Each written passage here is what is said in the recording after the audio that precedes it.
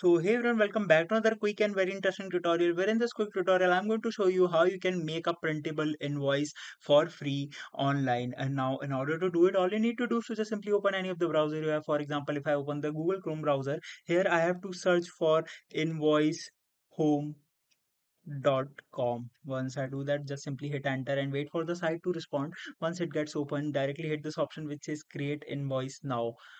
Just wait for the site to respond, and here you're gonna see the type of a new template for the invoice generated, where you need to type the necessary details and the amount, the invoice dates, something like that. And once you are done with it, once you are satisfied with your settings or with your details, just simply click on this option which says save invoice, print or send via email, and your invoice have been generated that you can anywhere you want for your business purposes. Alright, so that's it for this tutorial. I hope this video will be helpful for you. Make sure to hit the like button and subscribe button for more such helpful and interesting tutorials.